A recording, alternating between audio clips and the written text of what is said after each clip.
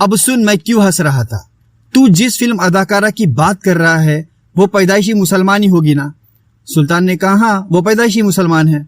इकबाल ने कहा इस्लाम की बुनियाद 5 चीजों पर है, यानी कलमे तौहीद, नमाज, रोजा, हज और ज़कात।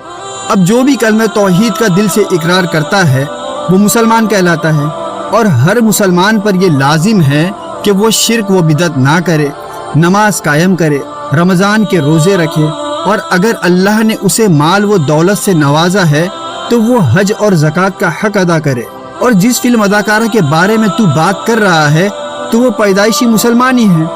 उसे पहले ही से ये सारी चीज़ें करनी चाहिए थी जो हर मुसलमान पर फ़र्ज़ है।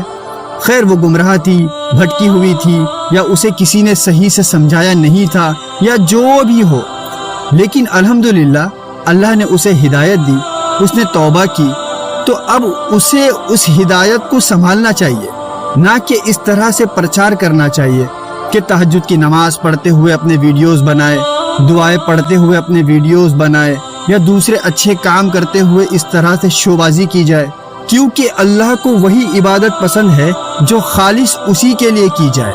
और खुसूसी तौर से कुछ इबादत तो ऐसी है जिन्हें छुपते छुपाते ही करना चाहिए, ना कि दिखावा करते हुए लोगों को खुश करने के लिए उस इबादत का ढिंढोरा पीटा जाए। ये सब क्या है?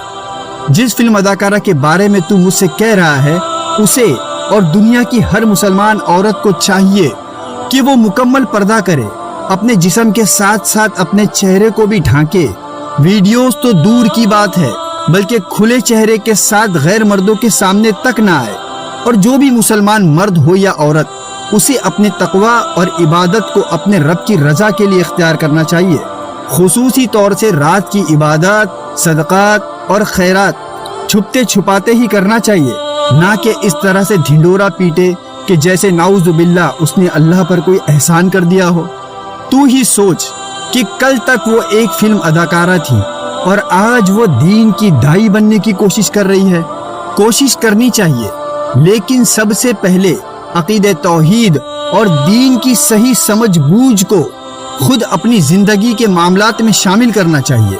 यानी दीनी तालीमात की बुनियाद सिर्फ 2 ही चीज़ों पर है, एक रब का कलाम यानी कुरान, और दूसरा नबी का फरमान यानी सही हदीस।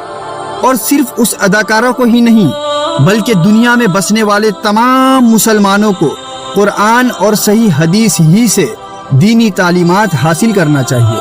और अगर कोई गैर मुसलमान है जो इस्लाम को समझना चाहता है तो वो मुसलमानों को ना देखे, बल्कि इस्लामी तालीमात की जो असल बुनियाद है यानी कुरान और सही हदीस, इसकी स्टडी करते हुए इस्लाम को समझे। सिंपल बात है। अफसोस तो इस बात का है कि तू जिन मुफ्ती साहेब, आलिम और उलमा के बारे में बता रहा है कि उन्होंने भी उसकी तारीफ के पुल बांधे, तो ये तो कोई दलील नहीं हुई, क्योंकि ये थोड़ी ना कोई दीनी बहस है, बल्कि ये उनकी अपनी अपनी राय है। और किसी की राय ज़ीरे या कयास का इस्लाम से दूर दूर तक कोई ताल्लुक नहीं, क्योंकि इस्लाम पुख्ता दलीलों का नाम है, किस्से कहानी का नहीं। लेकिन हम हैं कि हम इन फालतू चीज़ों में अपना वक्त बर्बाद करते रहते हैं, लेकिन कभी हमें ये तौफीक नहीं होती कि जो सच्चे उलमा है, यानी जो कुरान और सही हदीस का दर्स देते हैं, जो हमें तौहीद व शिर्क, सुन्नत और बिदत का फ़र्क समझाने की कोशिश करते रहते हैं, और जो सिर्फ हमारी आखिरत की नहीं बल्कि हमें दुनिया में भी कामयाब होने के हुनर सिखाने की कोशिश करते रहते हैं। लेकिन हम उन सच्चे उलमा को तो कभी इतना ध्यान से नहीं सुनते, बल्कि उन पर अलग अलग टाइटल लगाकर हक बात से कन्नी काट लेते हैं। पूरी स्टोरी या कहानी जानने के लिए देखिए मेरा YouTube channel Mahmood Sheikh official. अच्छी बातों को फैलाइए, बुरी बातों से खुद को और दूसरों को बचाइए। चैनल को सब्सक्राइब करना ना भूलिएगा। जज़ाकल्लाहु खैरन।